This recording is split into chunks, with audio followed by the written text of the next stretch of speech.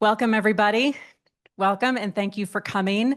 My name is Sarah Schmidt. I'm the president and CEO of the Colorado Health Institute and have the great honor of welcoming everyone to the release of the 2025 Colorado Health Access Survey. Woo! Yeah, that's right. Yeah, all right. So sorry, get this on. We are very fortunate that we are able to offer live interpretation for today's event. Just like that, hit the wrong button. Off to a great start. We are fortunate to have two colleagues, Crisol and Hinaro from Community Language Cooperative. Thank you for joining us today and for supporting us. I would like to invite Hinaro up to let us know how this is going to work. Appreciate you. Hello, everyone. I'm here with my coworker Crisol. We're with the CLC. We're offering simultaneous interpretation from English to Spanish. So if you need interpretation, feel free to visit us and we can get you set up with a device. Very basic devices. If you have any issues with them, let us know and we can swap them out for you. The purpose of us being here is so everyone can speak and be heard in the language of their heart. So we just want to thank you for practicing language. There we go. All right, I'm going to get it eventually. Okay. Again, welcome everybody and great to have all of you with us. We have about 150 who are in the room with us today, and I think over 250 who are joining us online. So I think everyone is curious for what we will talk about. Again, Sarah Schmidt. Instead of telling you how long I have been at CHI, I will give it to you in CHAS years. This is my 7th CHAS launch. So my very first was in 2013, and I had some fun in our supply room earlier this week. In 2013, a quick show of hands, who has one of these in their desk? Oh my gosh, this is amazing. Look at all you people. CHAS groupies right here. Well, very exciting. If this is your 7th or your 9th or your 2nd or 1st, you are very welcome here and excited to share today with all of you. So a little bit about CHI, maybe. There we go. Okay. We strengthen communities and systems with trusted analysis and collaborative solutions to improve health. And we do that in 3 ways.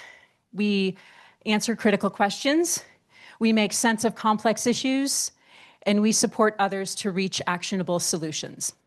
And we also have, since its beginning in 2009, and responsibility of stewarding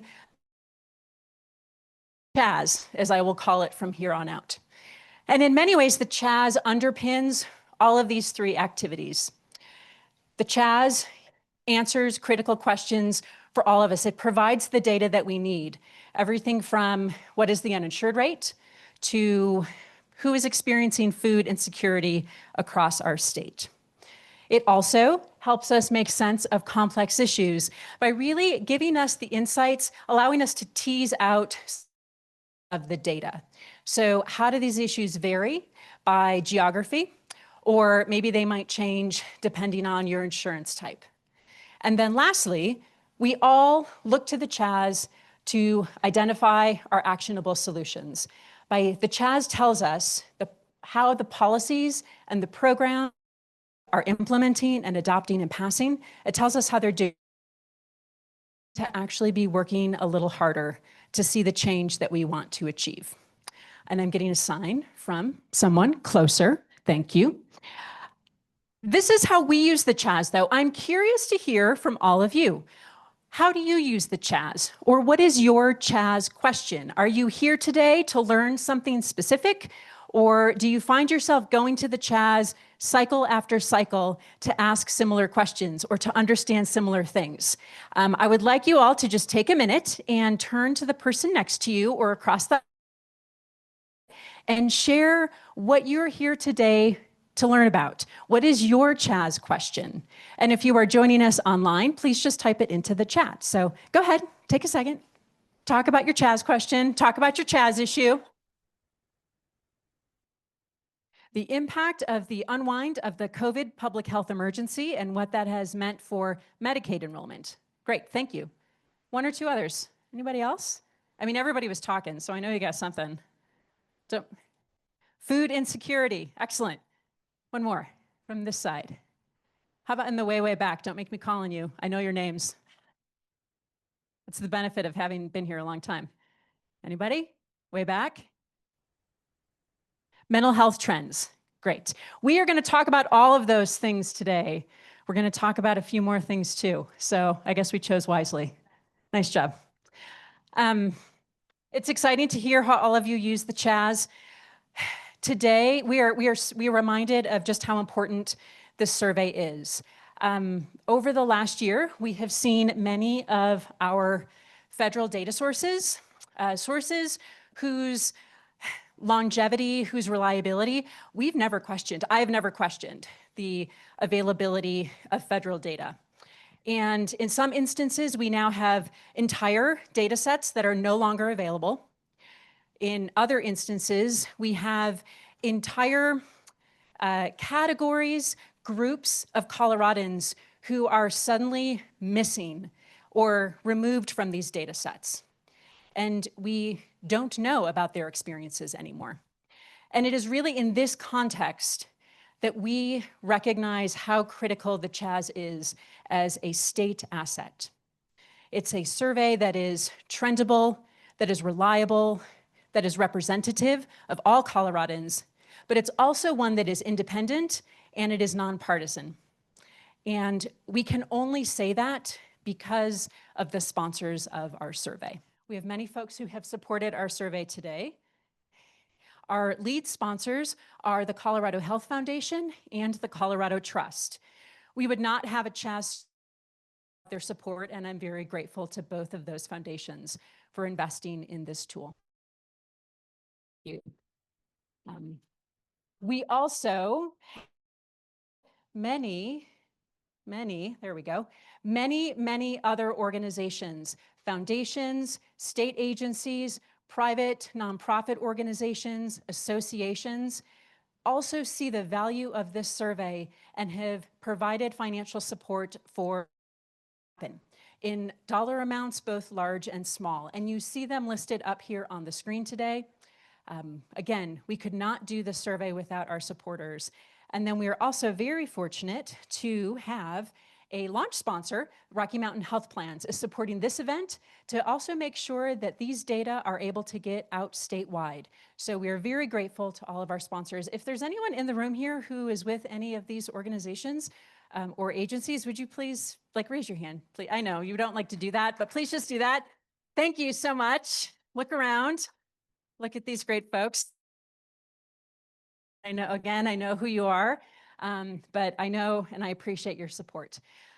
As many of you might know, the CHAS does not have a dedicated funding source.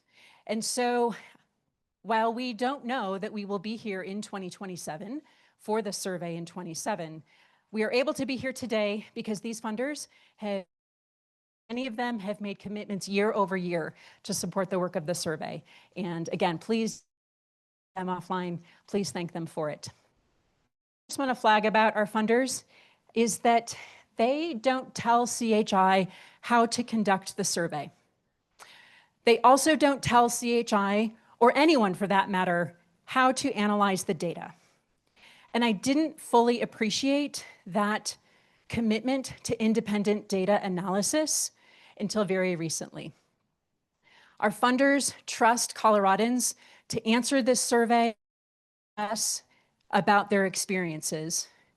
And the funders, as well as all of you, trust CHI to listen to those data and to analyze those data accurately and with integrity. And I don't take that responsibility lightly, and no one on the team does either. And we are very grateful for your trust in us to do this important work. So with that, maybe swap out. Thank you, Brian. Teamwork. No, that was all me. Okay, there we go. So now we're going to get into it because we have so much to share with you. So in just 1 minute, I am going to turn the floor over to my colleagues, Simon and Lindsay. They're going to go through the results of the 2025 survey. We will also have some time for question and answer. Then we're going to take just a quick break and we're going to mix things up a little bit. We will invite folks to move to have some data dialogues where some smaller groups to dive into some of the topics that we will be talking about during the presentation. We will also at those tables be handing out the 2025 chart pack. So you are definitely going to want to hit one of those tables to pick up your chart pack. Then we will do a very quick wrap up and please stay for our reception after. So with that, click it on. Turn the floor over to someone for joining us.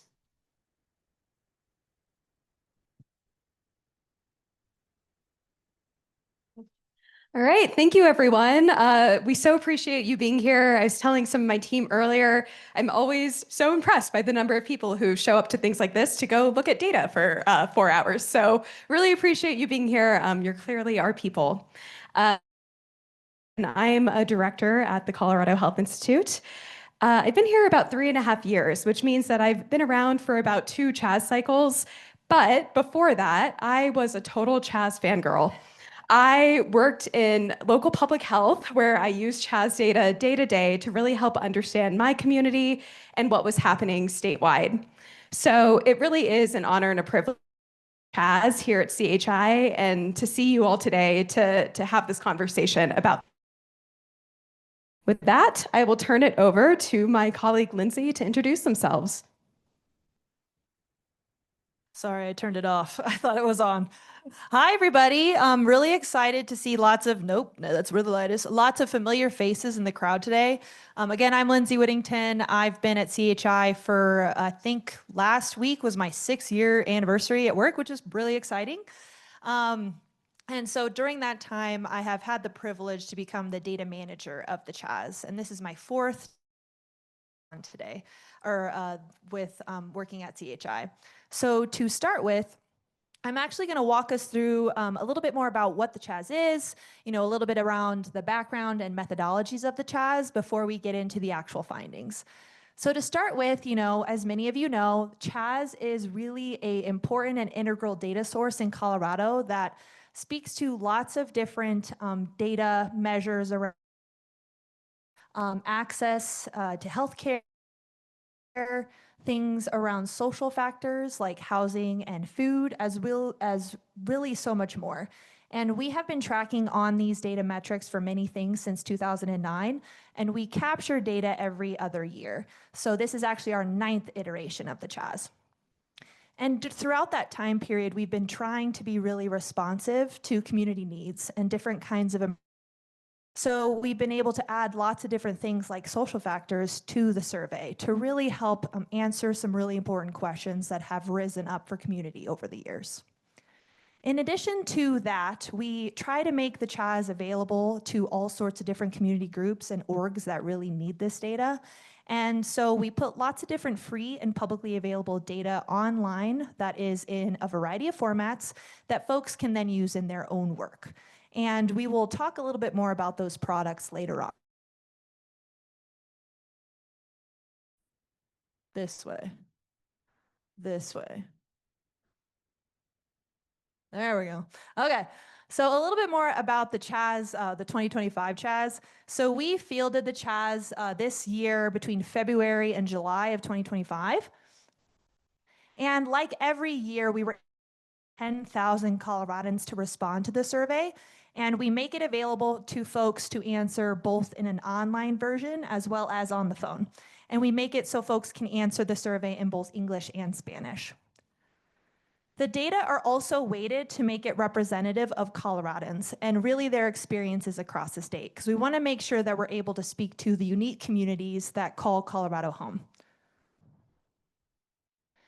Just a little bit about some terminology we'll be using throughout the presentation today. When we're talking about regional findings, we're really 6 regions. And throughout the state, we statistics regions, where in many urban areas of the state, that'll be an actual county like Denver County or Larimer County. But in some rural areas, we're getting a little crazy. I can go back. There we go. All right. In some rural areas, that's going to be a combination of different counties. talk about some demographic findings as well with everyone. And we want to talk a little bit about how we talk about gender as well as race and ethnicity. So when we talk about gender, we're going to be talking about women and men as well as the gender diverse population, which will include folks who identify as transgender, non-binary, or another term that they use outside of the male-female binary. When we speak about racial and ethnic groups today, we're really going to be talking about the terminology and language that we use to capture on these groups where people can self-select. As we recognize that terminology and identity change from year to year and the words that we use often change, but what we're talking about today is what people self-selected on the actual tool. And just as a note, we have done the analysis around race ethnicity for non-mutually exclusive groups. And this really means that they will be overlapping because we want folks to fall into the categories that they self-selected on when they actually filled out the survey. So things as we So now that we've talked a little bit about what the CHAS is, now I want to put the CHAS into historical context. So again, we've been capturing data on the CHAS since 2009.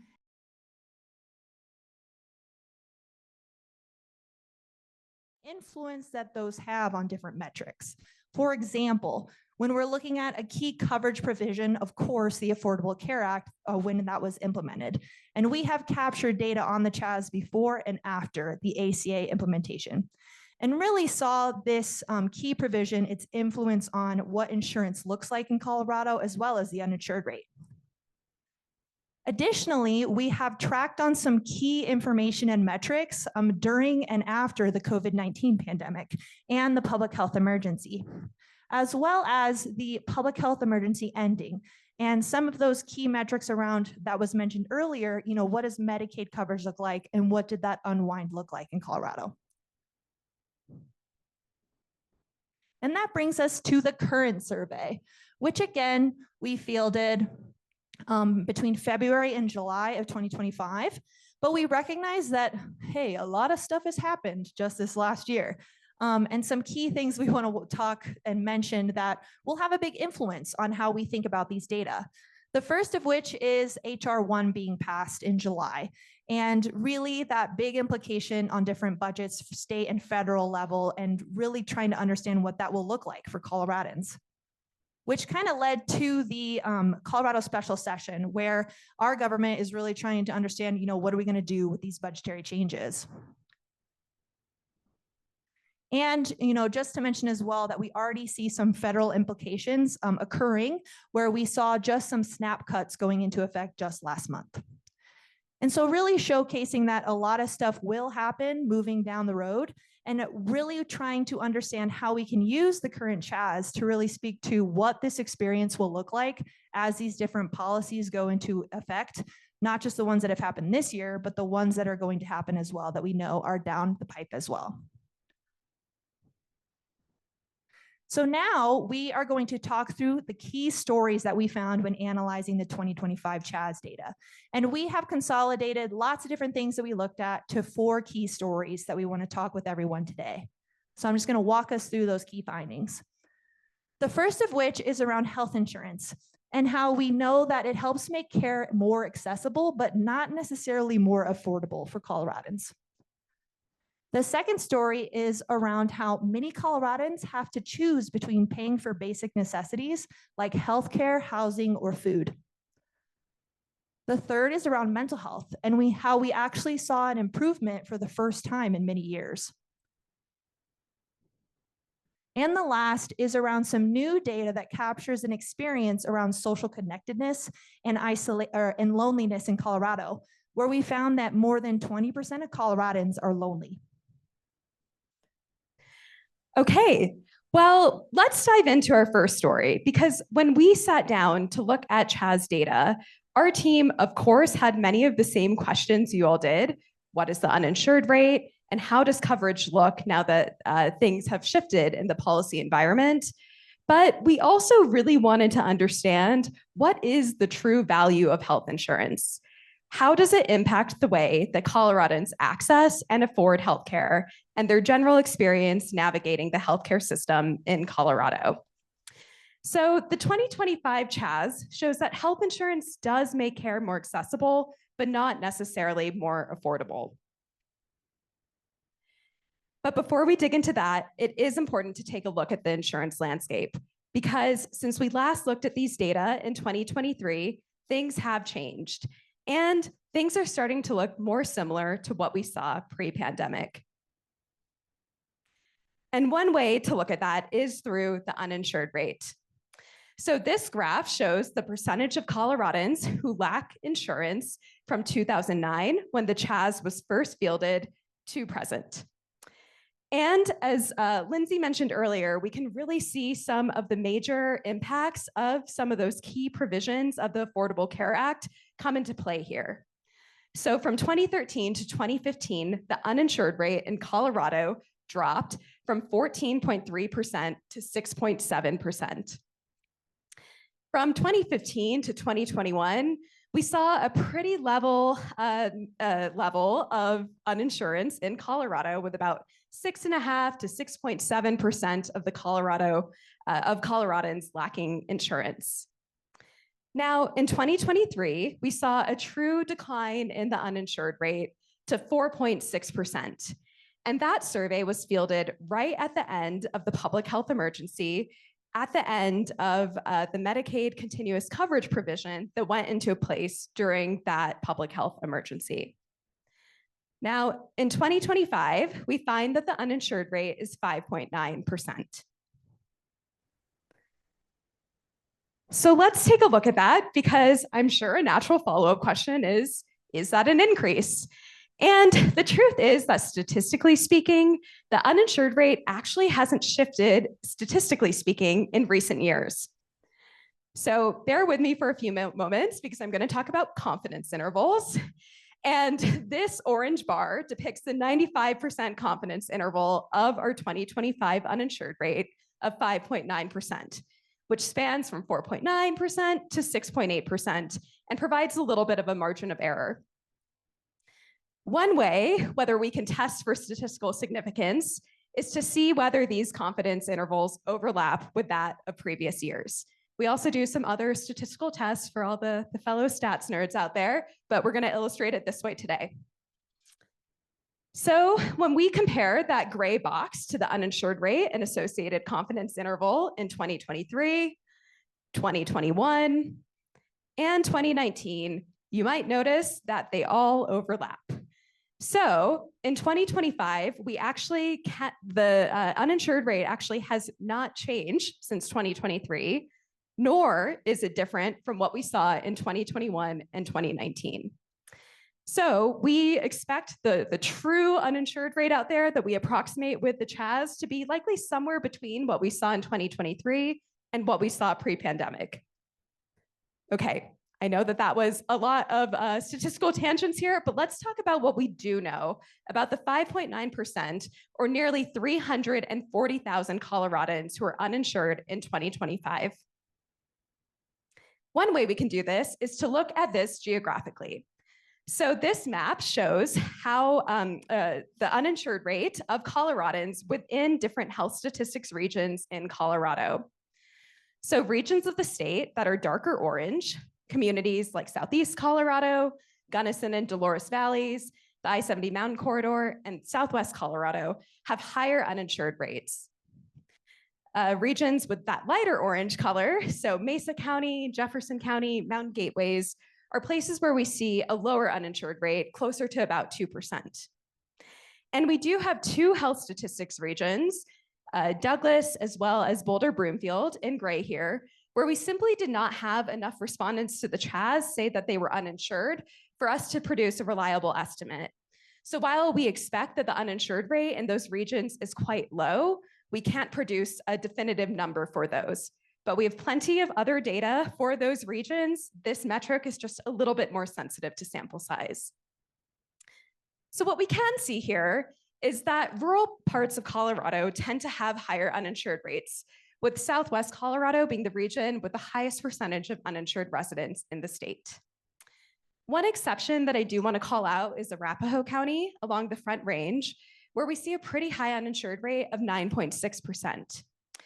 This is also worth noting because it's where we've seen one of the greatest swings in uninsurance since 2023, when we had 3.9% of Arapahoe County residents uninsured to 9.6% in 2025. Now, there are likely a number of factors at play here. One might be that Arapahoe County has a higher proportion of residents who face systemic barriers to enrolling in or staying enrolled in insurance. So let's take a look at what some of those populations look like statewide. So when we look at certain career groups that experience, again, disproportionately high rates of uninsurance, a few things pop out. First, Coloradans who are unemployed and looking for work have an uninsured rate of about 16.4%. And that's just looking at Coloradans who are 16 or older. This is compared to 6.1% statewide for the same age group. Now, this probably isn't totally surprising given that so much of insurance is tied up with our employment and our work. When we look at other groups, we find that Coloradans who speak a language other than English are more than twice as likely to be uninsured, with 14.6% of Coloradans who speak a language other than English lacking insurance compared to that 5.9% rate statewide.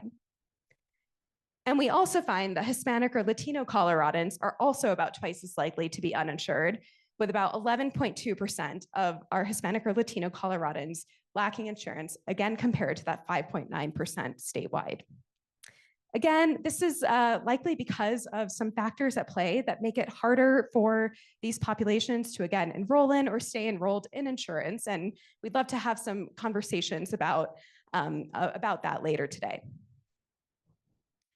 Now, some of you might also be wondering what proportion of uninsured Coloradans might be eligible for programs like Medicaid. And when we look at income, we find that 12.8% of uninsured Coloradans have incomes at or below 138% of the federal poverty level, which would be the income limit that would qualify them for Medicaid.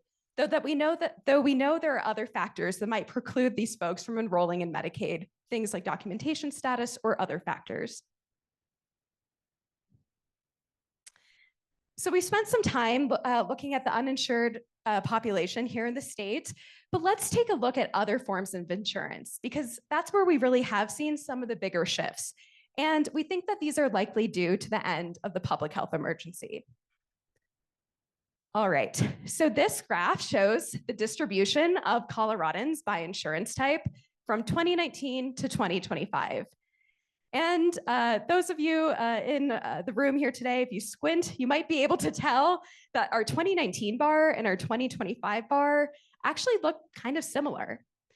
So let's walk through this one by one, starting with Medicaid, because this is really where we saw the greatest shift. So in 2023, we found that nearly 1 in 3 Coloradans were enrolled in Medicaid. In 2025, this dropped to 21%. And so many folks are probably wondering what happened to that 9% of Coloradans that were enrolled in Medicaid in 2023 and no longer are in 2025. And while we can't exactly follow the exact path of individual Coloradans through the CHAS, we can look at some of these other population estimates to really get a sense of where things have landed in the past year. And one of our first clues is with employer-sponsored insurance in the green. So for the first time since 2019, over half of Coloradans received their insurance through an employer-sponsored plan at 53%, up from 49.4% in 2023.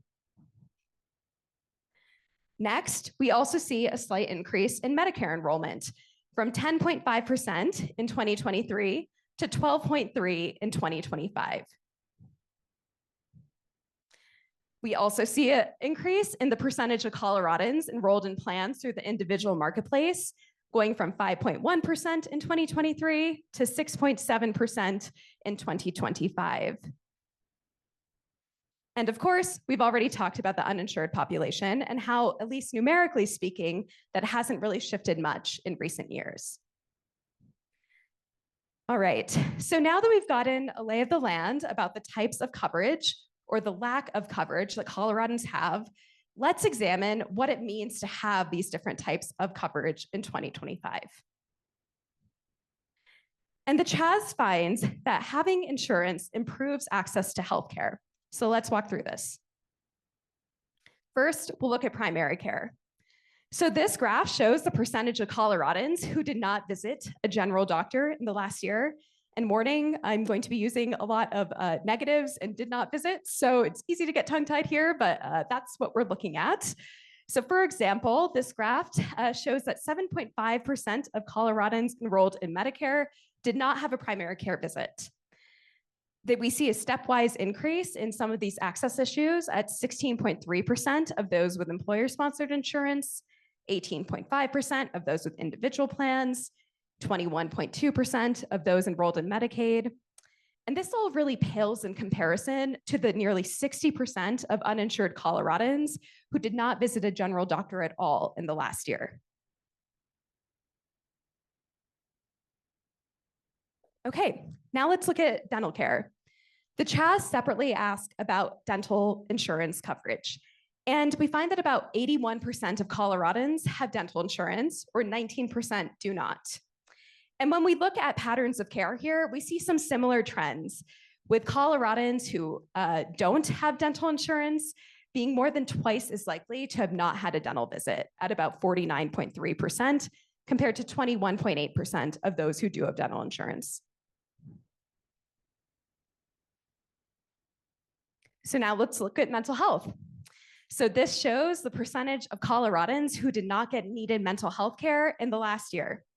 Just under 5% or 4.8% of Coloradans with Medicare did not get a needed mental health care visit. About 12% of those with either employer-sponsored insurance or individual insurance did not get needed mental health care. And we actually did not see a statistically significant difference between Coloradans on Medicaid or those without insurance when it comes to getting needed mental health care services.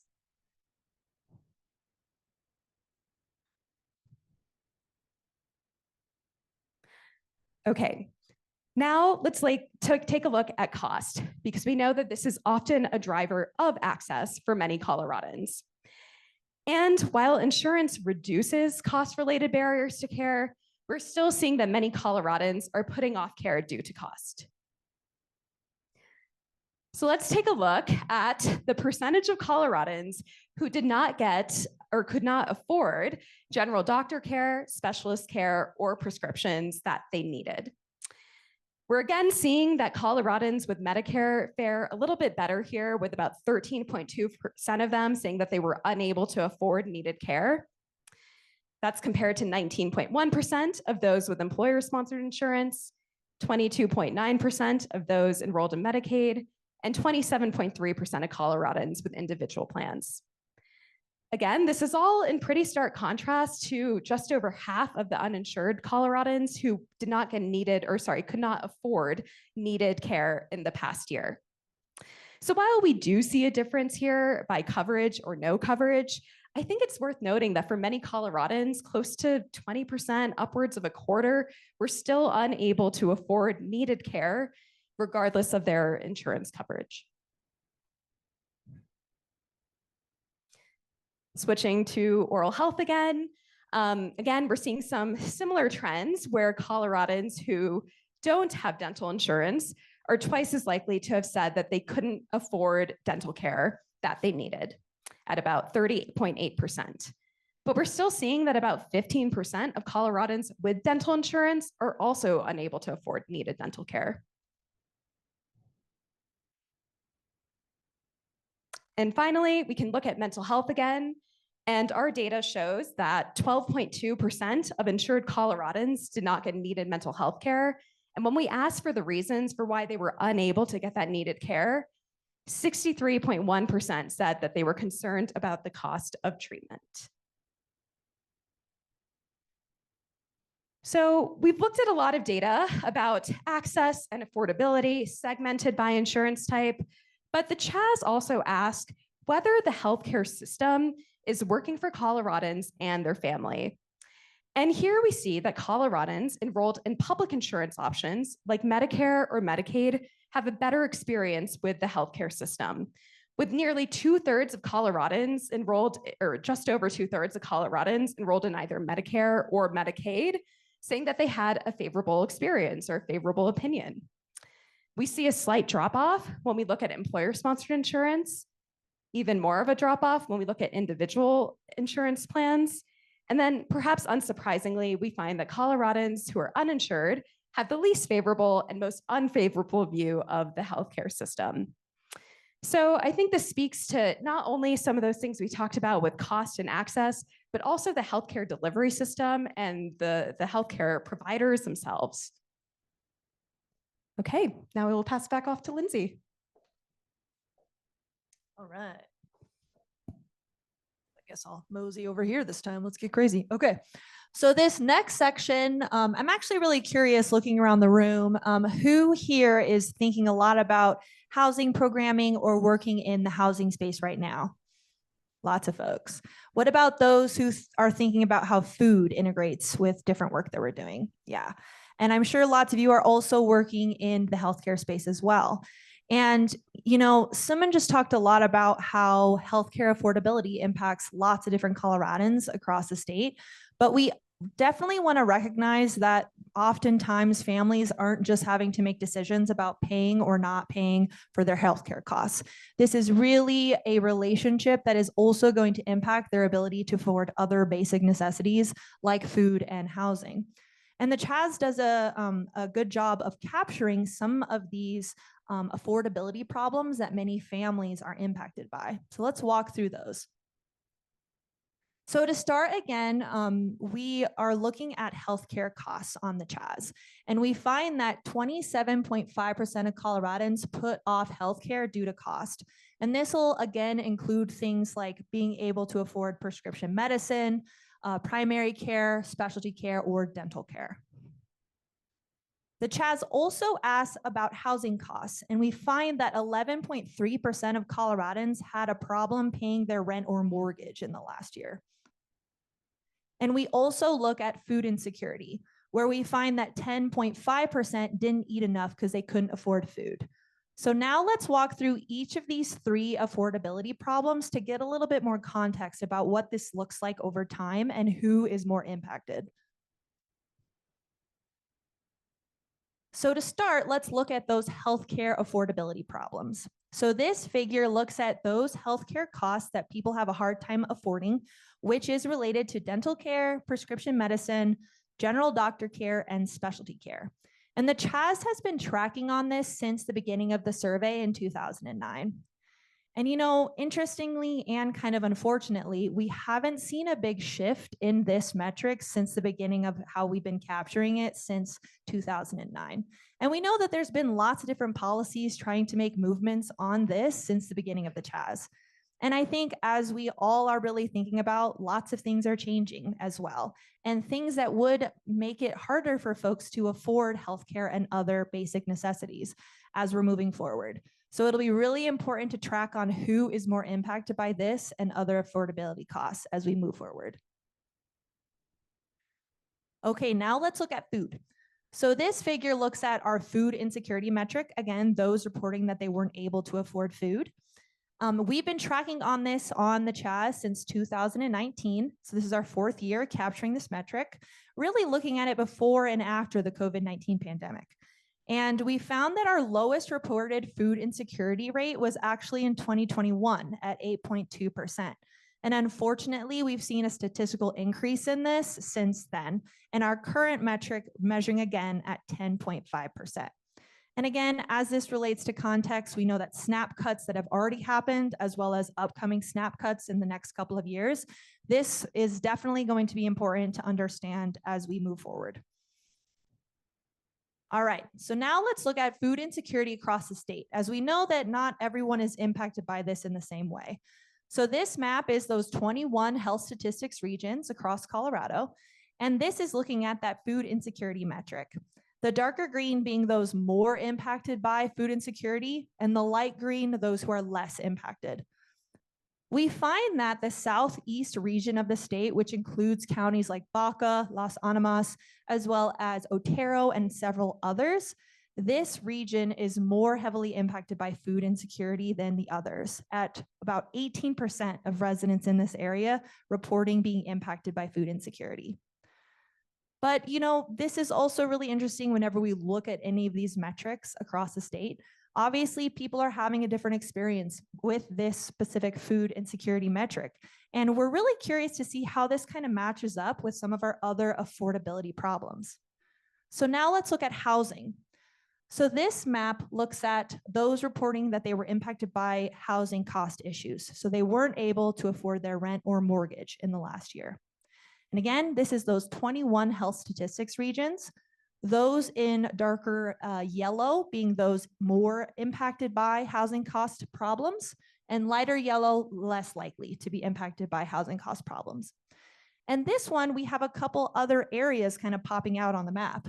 So for housing costs, we see counties like Weld, Adams, and Pueblo more likely to be impacted by housing cost problems. When we look at the previous map, we see different regions kind of having different kind of rates of being impacted by these two affordability problems. But we recognize, it's not just geography. We know that socioeconomic status as well as other kinds of demographic characteristics are going to influence and impact how people are impacted by different affordability problems. So this figure looks at those housing costs, and we look at this by home ownership. And we find that those who are renters in Colorado are much more likely than homeowners to report that they had problems paying for their rent compared to those who are homeowners paying their mortgage in the last year. And this is not a new trend. This is something that we have definitely seen since capturing these data on the CHAS. So now that we've walked through each of these three affordability problems, we were really interested to see, we recognize that since folks often are paying out of the same bucket of money to afford all of these different things, people are not just going to be impacted by one affordability problem alone. So we were actually really interested to see, who is likely to, or how many folks are actually impacted by more than one affordability problem.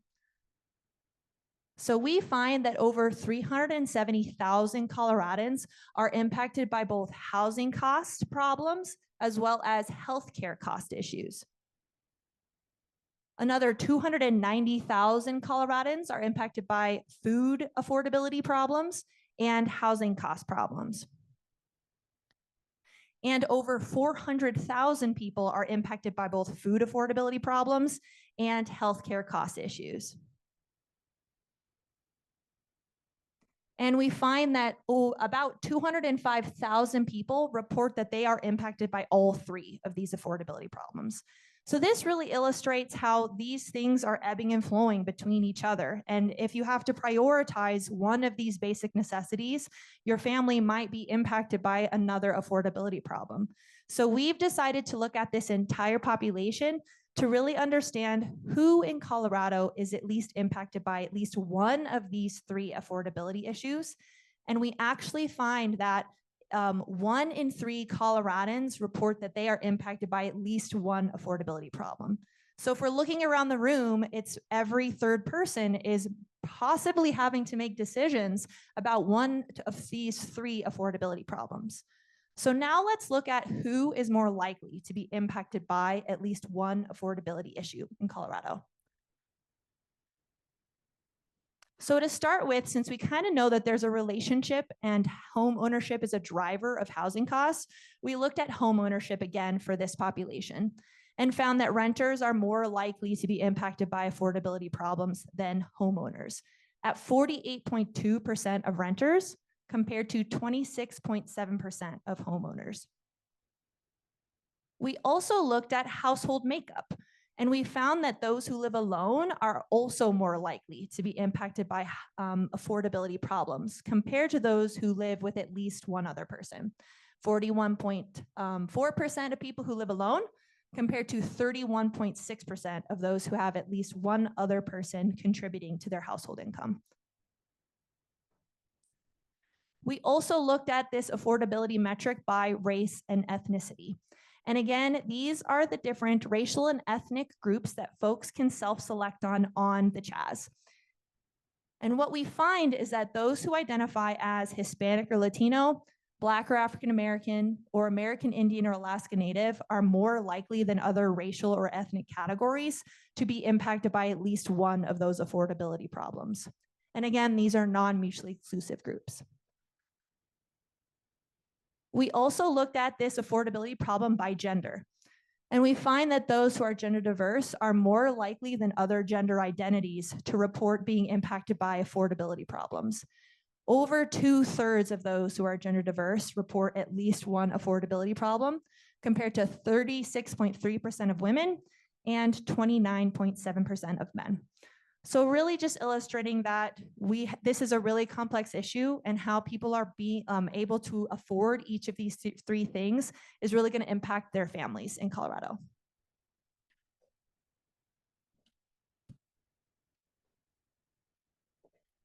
Okay, now I get to do the good news part, which is that Coloradans' mental health improved for the first time in years. So let's talk about it. 2025 halted a years-long, or really decades-long trend of increasingly poor mental health. So here we can see the percentage of Coloradans who reported 8 or more days of poor mental health in the past month, which we're using as our metric for poor mental health. And so we saw a steady increase in poor mental health from 2013 to 2023, and it really seemed to have picked up over the course of the pandemic. But in 2025, we saw for the first time again in a decade, what I think we can all agree is a promising sign, in that the percentage of Coloradans reporting poor mental health decreased to 20.5%. So while we aren't quite back to our pre-pandemic levels, I am sure that this is a data point that many folks are eager to see. Though I am curious, who here came here today expecting to see this trend? Okay, great.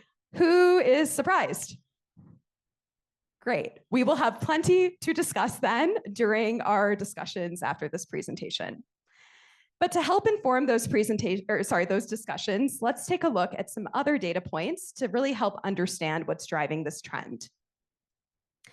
Because what we're seeing is that mental health really improved for adults ages 30 to 64. So here we're looking at the rate of poor mental health by different age bands that are surveyed through the CHAS. And orange bars represent the rate in 2023, and gray bars represent the rate in 2025. And what we're really seeing is a pretty significant decline in poor mental health for both our ages 30 to 49, from 36.4% of that age group experiencing poor mental health in 2023 to 26.8% in 2025. And also for ages 50 to 64, a decline from 26.9% to 16.1%. I also think it's worth noting that for all these other age groups, we actually didn't see any sort of statistically significant change one direction or the other, which is different from past years where we really have just seen increases across the board. So no change is, I think, worth pointing out in this case. We also saw improvements in mental health care access. So this is actually that same metric we looked at earlier, Coloradans who did not get needed mental health care in the last year. This time we're just looking at all Coloradans, and we're looking over time. So we also saw that access issues had increased from 2013 to 2023. And in 2025, we saw a reduction in access issues, again, defined as not getting needed mental health care, with 12.9% of Coloradans experiencing this issue. Well, we can look at this by those same age bands. And again, orange bars are 2023 data, gray bars are 2025. And here we see some slightly different trends. First, we see that for kids ages 5 to 17, access issues actually dropped in half. We went from 16.2% of children ages 5 to 17 to 8% unable to get needed mental health care in the last year. And we also saw some improvements that are signified here by a decrease for ages 50 to 64, going from 13.7% to 6.7% of that age group unable to access needed mental health care. And similar to the last graph for these other age groups, we didn't see any sort of change in either direction. So a trend that I think underlies these other trends is that it is now common for Coloradans to talk to a medical professional about their mental health. In 2025, 1 in 3 Coloradans had either spoken to their general health care provider or a mental health provider about their mental health. And this isn't a new trend. Really, since 2017, we've seen an over 50% increase in the number of Coloradans who've talked to their provider about their mental health, which I think really speaks to some of the access improvements, as well as perhaps the decrease in stigma that allows Coloradans to feel more comfortable engaging in these conversations. So I'm excited to talk to you all about this more during our breakout data dialogues later today.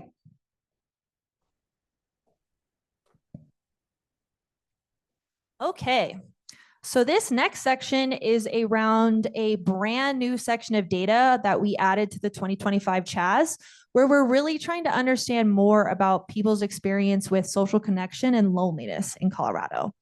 And this was really made possible with great engagement with local public health partners that really came to us wanting to try to figure out how to ask this. And we worked with them to come up with the question series that we added on the CHAS. So just a shout out and thank you to our LPHA partners that helped us define this on the CHAS.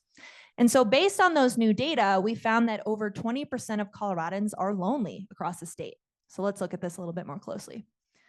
So before I kind of jump into some findings, I want to walk us through the elements of how we measured loneliness on the CHAS. And it's a part of a 3-question series. The first of which is around relational connectedness, which is asked as, how often do you feel that you lack companionship? The second element is around social connectedness, which is asked as, how often do you feel left out? And the last one is around self-perceived isolation, which is asked as, how often do you feel isolated from others? And we're able to use these 3 different questions to then create a final composite score, which then allows us to look at who is lonely in Colorado.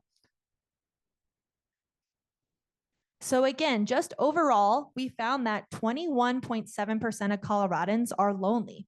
And that represents about 1.2 million people, which again is more than 1 in 5. So this is a significant chunk of our population across the state. So we wanted to understand a little bit more about who was more likely to report loneliness.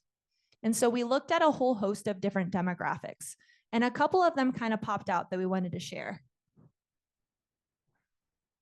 The first of which is around gender.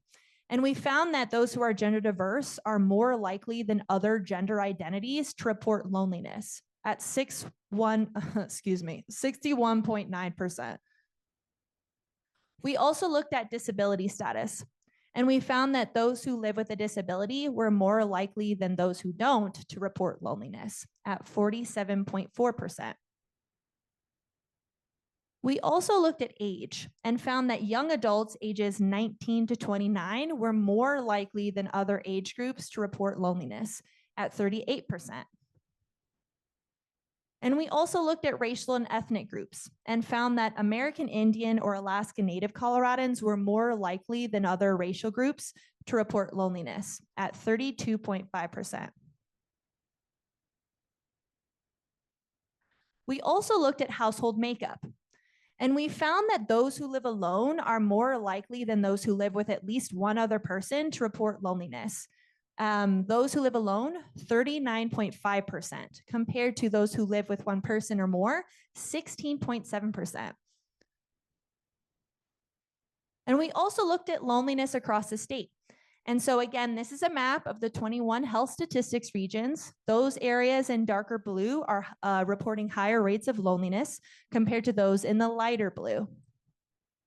And we find that the county or region that really pops out is Denver County. And this one has the highest rate of loneliness at 29.7%.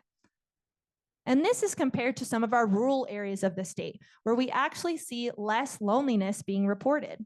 One area that we wanted to highlight is the Central Eastern Plains, which includes counties like Lincoln County, with 16.6% reporting loneliness. So why does this matter? And this is important because lots of folks in the local public health agency space, as well as many different organizations, are tracking on this because they know that loneliness and how we are connecting with each other relates to our overall health. And so when we look at our health metrics on the CHAS by those who are lonely versus those who are not, perhaps unsurprisingly, those who report loneliness are more than 4 times as likely to report that they have poor mental health compared to those who are not lonely. But almost equally as important, we find a relationship between loneliness and physical or general health. And we find that those who are lonely are more than twice as likely to report fair or poor general health compared to those who are not lonely. So this is kind of an element of mental health and other kind of health behaviors that I'm really interested to see what folks have thoughts on about this in our data dialogues after this presentation. You know, how are you all thinking about how this integrates with mental health or behavioral health work? Or how can you use some of these loneliness metrics in your own work? So really excited to chat about these new data and what this means for your specific communities.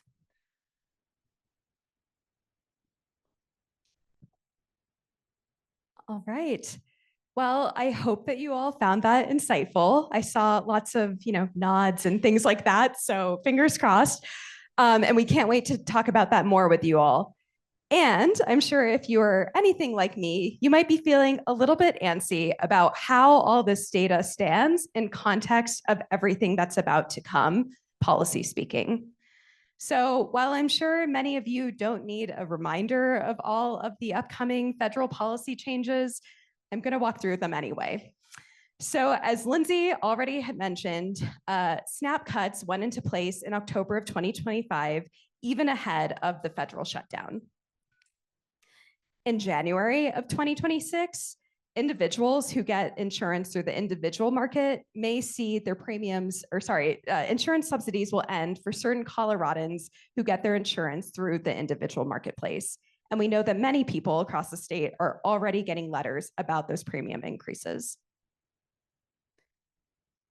In October of 2026, more Medicaid and SNAP changes will be underway.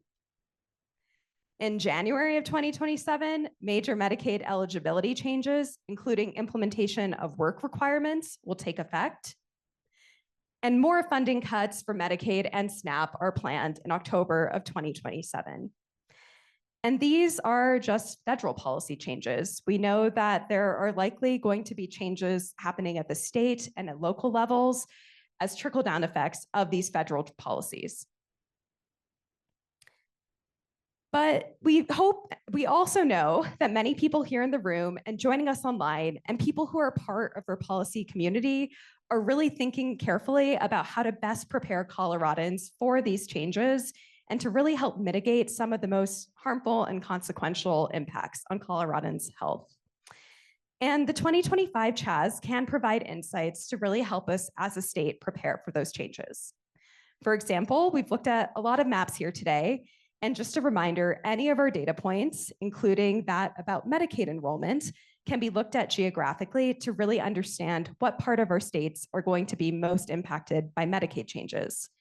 So this graph, which again shows those 21 health statistics regions, helps provide some context around the fact that Southern Colorado is really going to be impacted to some of these Medicaid changes, but many parts of the state have pretty high levels of Medicaid enrollment. We can also look at this data demographically. So for example, we know that work requirements will impact the ACA expansion population, and while the exact parameters of that requirement are yet to be fully defined, we know that Coloradans enrolled in Medicaid ages 19 to 64 are most likely to be subject to those changes, which represents just over half of the Medicaid population. And of that group, we know that about 20.5% are unemployed and looking for work, 21.8% are parents or guardians, and about a third of that group are living with a disability. So each of these groups should be exempt, right, from work requirements, but we know that many people will still be impacted by implementation of those requirements and subject to a lot of the administrative processes to verify. CHAS data shows that Coloradans living along the Western Slope and in Boulder Broomfield rely most on individual marketplace plans.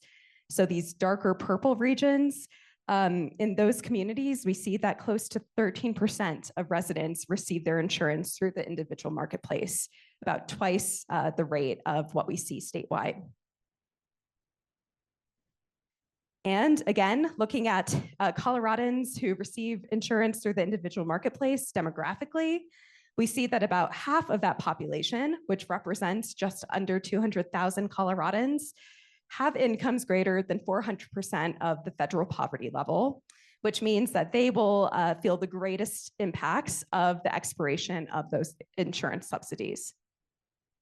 Interestingly, CHAS data also shows that about 7.1%, which represents about 28,000 people, have incomes that indicate that they might be eligible for programs like Medicaid. So these are just a few examples of how we hope you can use 2025 CHAS data to really inform your work and your conversations in the coming months and years. And the CHAS will continue to keep up with these policy changes to really help understand what's happening in the lives of Coloradans. So I am excited to announce that actually for the first time in CHAS history, we will be conducting a follow-up survey in 2026 of respondents to the 2025 CHAS. Yeah, exciting. So we have an opportunity to follow up with some folks who took the CHAS this past year and agreed to be recontacted to really help understand what has changed in their lives as a result of some of these policies. So this is truly hot off the press news. So we are still working through the details here, but really are excited to have this opportunity to continue to bring timely data to our community here. And of course, as Sarah mentioned at the beginning, we are already thinking about and planning for the 2027 CHAS, which we hope that we will be able to conduct in just a few years. And we invite you all to continue to stay engaged with us and have conversations around how these data are critical to your work today and onwards. So before we close out and take some questions, I just want to recap our stories from today. So first, we talked about how health insurance helps make care accessible, but not necessarily affordable. Lindsay described how many Coloradans have to choose between paying for healthcare, housing, or food. As perhaps a surprise to many, mental health improved for the first time in years for Coloradans. And finally, new data that quantifies this for the first time on the CHAS reveal that more than 20% of Coloradans are lonely. But these are really just 4 stories of the CHAS, and there are so many more stories to tell. So on the screen here are just a few examples of the other data that we have available. Things like the impacts of climate on health, additional data around behavioral health, including use and access to substance use treatment, culturally responsive care, telemedicine, and more. And we can't wait to continue to have conversations with you all as to how you might use these data to inform your work. So as of like 1 hour ago, our website is updated with all of this data and more. So if you were to scan this QR code right now, you will see that we have regional profiles. So all the data that we shared here today, as well as more, is available for each of those 21 health statistics regions. We have a newly updated data dashboard where you can come and select different demographics and metrics. And if you are a fellow CHAS fangirl and want to look at Excel workbooks and data files and methodology reports, we have those for you too.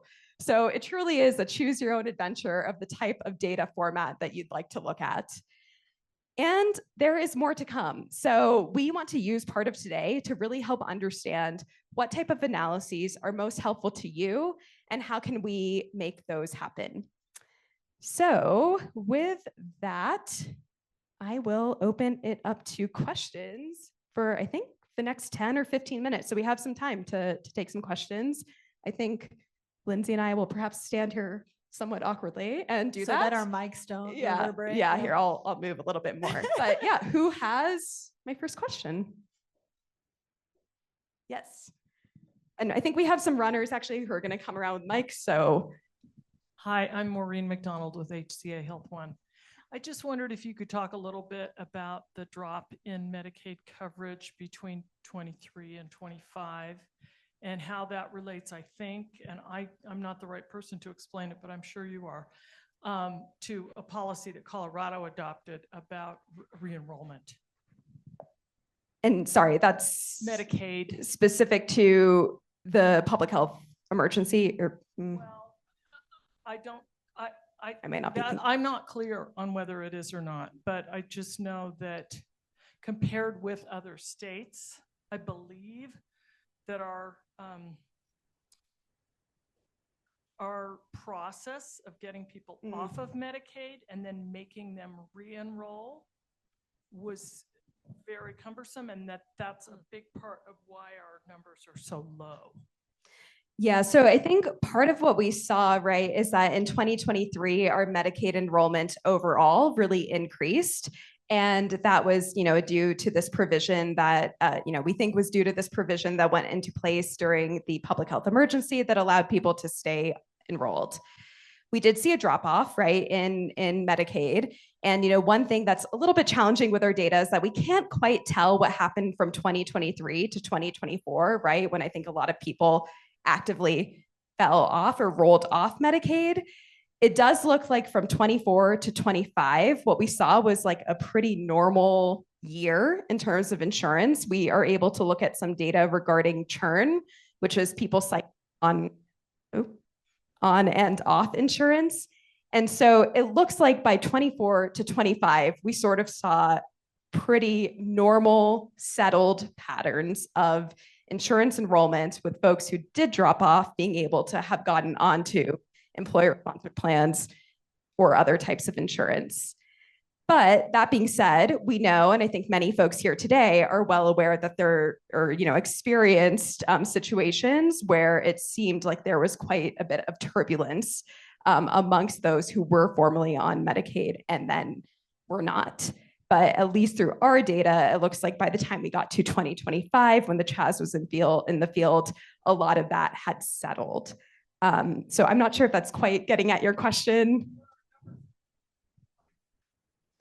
They're down from 2023, but they're actually on par with what we saw pre-pandemic.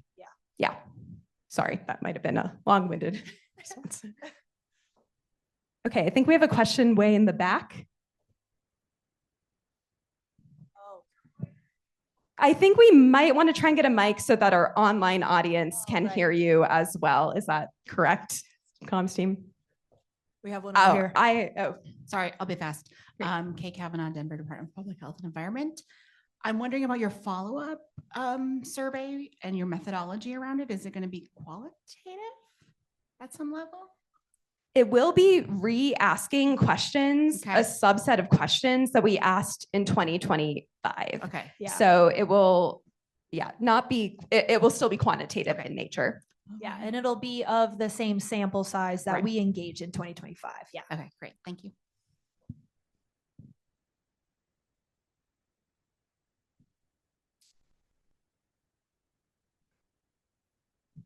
Hi. So you have a wonderful / depressing chart or graph. A third of Coloradans have trouble paying for healthcare, housing, and food. Do you have it by people? Do you have it by place? So are there specific regions that are more affected by those three intersections than others? Yes. So Nice. we don't have the map today of all the maps we made. We didn't make that map, but we are able to make that map for you and look at it over the state. Okay, great. Yeah, email me and I will make that map for you. I was just saying, Lindsay loves making a I'll map. make a So map, we'll yeah. we'll make more maps. Darn, yeah. I think there's one here. Okay, great. Hi, Andrea Crary. I'm coming from the consulting firm Logan Simpson. I wanted to ask a question about the affordability piece. And, I love that overlap of recognizing that people are paying, for these services or for, these necessary goods out of the same pool of money. I don't want to frame this as like, oh, why didn't you ask another question amongst many questions? But just internally, how do you all think about the idea that when people say they can't afford healthcare, sometimes it's also, we don't know how much healthcare costs. We all had that experience where we think, I don't know how much this test or this procedure is going to be. So I wonder if there's just an internal way that you sort of deal with what might be confusion around, I don't even know what actually this would cost to get the care I think I need. Yeah, totally. I think that relationship, if it's, $10 more, $20 more, if it's a copay versus like an $1,000 out-of-pocket cost, like what does that affordability relationship even look like? And what does it even push it over to make it like, yep, I'm not going to even attempt to get that care because I'm not sure. And I think we can see some of that when we look at our uninsured population. I'm sure a lot of folks, when they are uninsured, are having to negotiate that exact same issue where they're like, well, I don't have coverage. I have no idea how much that is going to cost me or my family members. We did add a series starting in 2023 on the CHAS, which asks a little bit more specifically, like what kind of cost actually made it where you didn't feel like that really got in the way of you accessing care. And so we'll ask things like, was it the copay cost? Was it the deductible costs? Or was it something around like a social factor? Were you worried about inflation? We have like 8 or 9 sub questions now to kind of get more at that question. So if you're interested in those, we can definitely take a look at those by different populations as well. Because yeah, like if it's just one cost, like, well, what is that actual experience? And, trying to look at that a little bit more specifically in the last couple surveys. Hi there. I'm Amy Downs. I'm a hey, Amy. consultant, and fellow CHAS fangirl. I'm trying to reconcile what you found with Medicaid and kind of the bounce back with what we've heard from a lot of safety net providers and how devastating the public health unwind has been and continues to be for them. And the only, one of the things I was thinking about is, did you look at who has come back on Medicaid, like what that case mix has been? Because that's might be why we're seeing these different messages that it's been devastating, but actually no, they've come back, is that you've got different people, different eligibility categories that are on Medicaid now. Totally. Yeah. We looked a little bit at 2025's demographic makeup of the Medicaid population, but I think to your point, it would be really interesting to compare that over the last 4 or 5 survey years to see how that has shifted, to really understand like, well, who was left or who was able to get across some of those, administrative hurdles that might have occurred during re-enrollment. And I think that would be really important to look at for the last couple surveys. Yeah, absolutely. And I think, again, we, through our data, can sort of understand what happened from 24 to 25. We do not have a crystal ball to look at what happened from 23 to 24.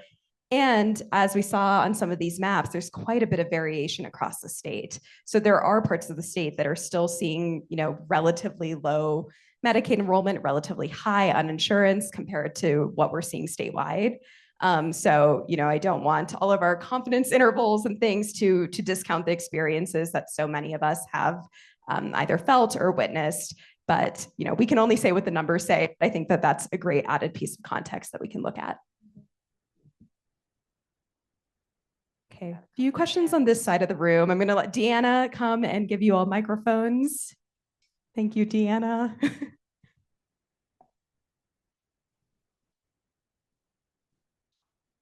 Hi, Dr. Janine Duran. I'm sorry if you already mentioned this, but I was wondering what was the sample size?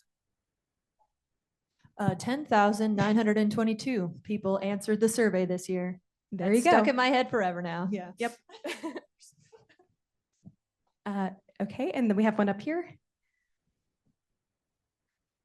Hi, Megan Lovelace, Colorado Cross Disability Coalition. My question is, are you looking at folks who have said that they have not been able to access the care they needed from the lens of folks who may be afraid to seek care due to law enforcement, ICE, or other discrimination that people may face? And are you also looking at then the geographic locations of those folks to see if there is relation there as well? Thank you. Great question. Do you want to take Yeah. it first? Yeah, we've gotten this a couple times as kind of an interest point, of course, with things that are affecting our communities across Colorado. One of our partners in the Southwest was also mentioning this and was curious about this as well. We don't ask explicitly about immigration status, but we did add a newer question. I think it was 2 iterations ago around where were you born, to understand more about the foreign born population. And we have a couple other metrics that we can maybe pair with that to do a little bit of like, for a proxy to understand what that experience would look like if you're both maybe part of the foreign born population and perhaps also linguistically isolated. So that is something we're definitely like flagged to look at, because this is like the 3rd or 4th person that is like, we should definitely look at that. Yeah, and we do have a series of questions that ask about sort of discrimination Yes. experience while accessing healthcare. And we have a few different factors. Immigration status Yes. is not one of them, but we have some others that, we ask about race, ethnicity, language, and some other things that, certainly we haven't had a chance to look at everything yet, but I think might provide some insights, especially crosswalked with the geography you mentioned. Yeah.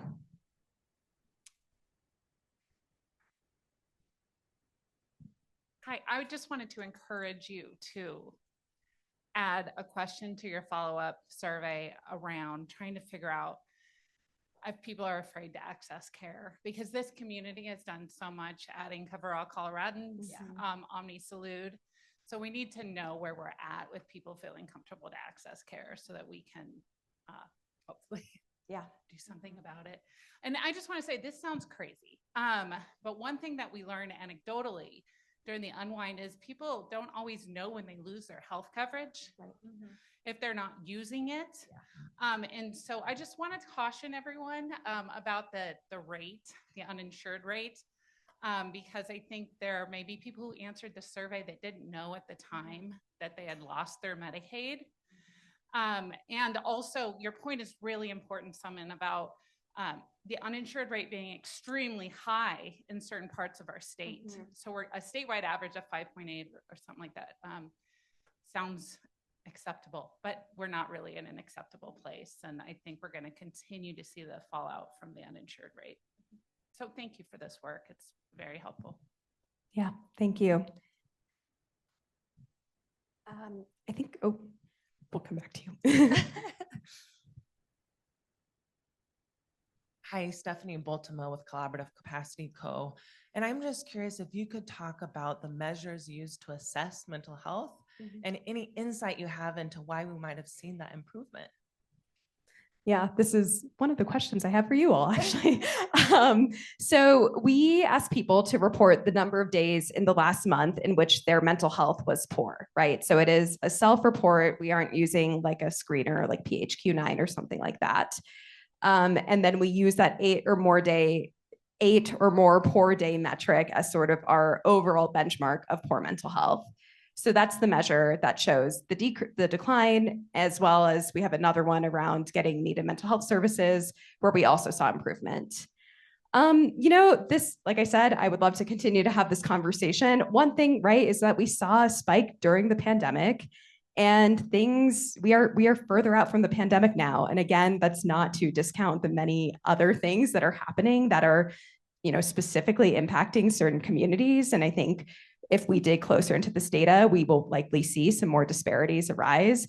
But the pandemic really was like this crazy thing that applied to almost everyone. And I think that in some ways that was an interesting shift. And then coming out of it is where we're starting to see some changes. And there have been so many policies that have taken effect as a result of this, decade-long increase. And so maybe we're starting to see some of those bear fruit at a population level. But Lindsay, what are your thoughts? Yeah, totally. Because I feel like one thing coming out of the COVID-19 pandemic was a recognition of the importance of we got to get people to talk about this. And there were so many campaigns that so many different community orgs and others were collaborating on to really get people to feel a little bit more comfortable talking about their mental health, as well as trying to, we had a big behavioral health workforce issues that were arising because of the public health emergency. So I feel like there was a lot of investment, a lot of thought around how to build that out. And hopefully what we're seeing is kind of like the after effects of a lot of that work that I know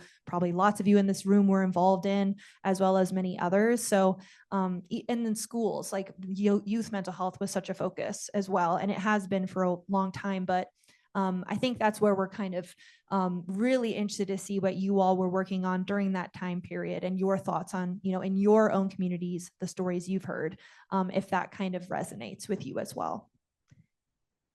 And thank you again, Deanna, and our cameraman, Brian, who are traipsing all over this hall to get the shot. Hi, everyone.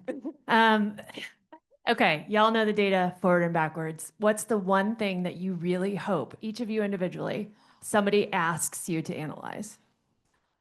Wow. I have an answer. Yeah, go. Well, a lot of my work in recent years has been around disaggregating race and ethnic data, and really exciting that we were able to add lots of subgroup questions and sub-identity questions to all of our larger racial and ethnic data questions on the CHAS. A plug for also if people are interested in looking at that.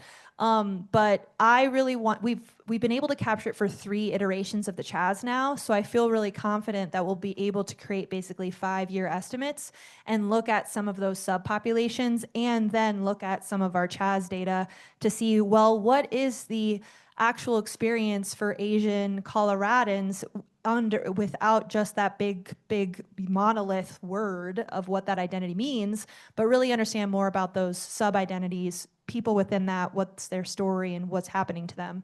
So that's what I'm really excited to look at, some of those identities in these larger categories that often miss a lot of people's experiences.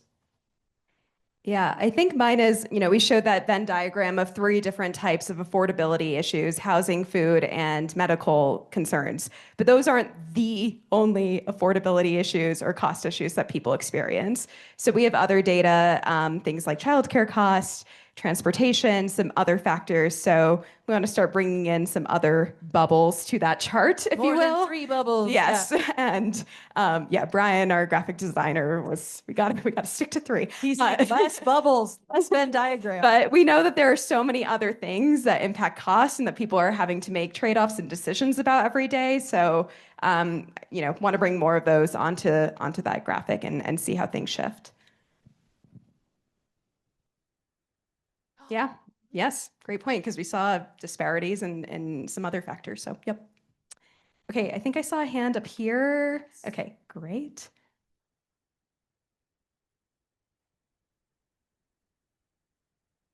Hi, thank you. Alexa with Arapahoe County Public Health.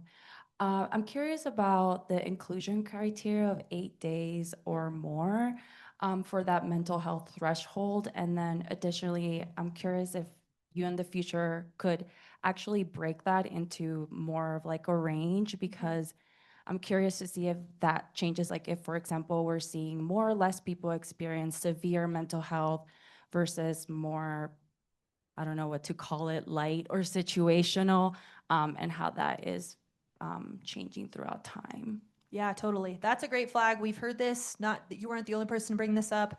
I feel like there is an analysis because we have the count of days for the last month and other surveys like the Behavioral Risk Factor Surveillance System. They look at 14 days and define it as mental health distress. So I feel like there is some wiggle room where we can look at those breakdowns if it's like a week, over 2 weeks, and understand what that severity might look like across that, and then what's the experience of different Coloradans. So I love that. That would be a really great analysis to see how that kind of shakes out across that different days counts.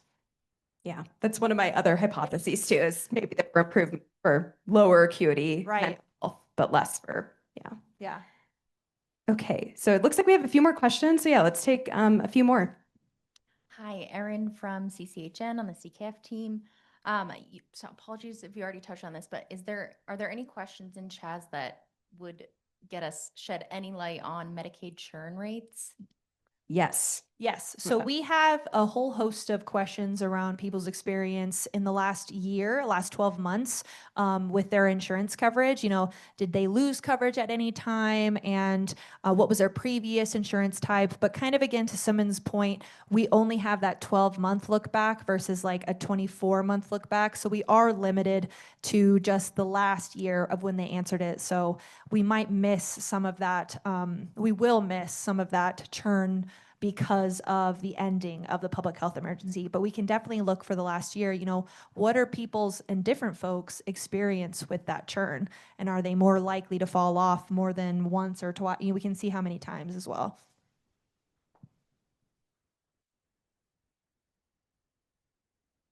Oh, sorry, I keep toggling with this and that might not be the right choice. Let's take maybe one or two more questions. Looks like we have one here.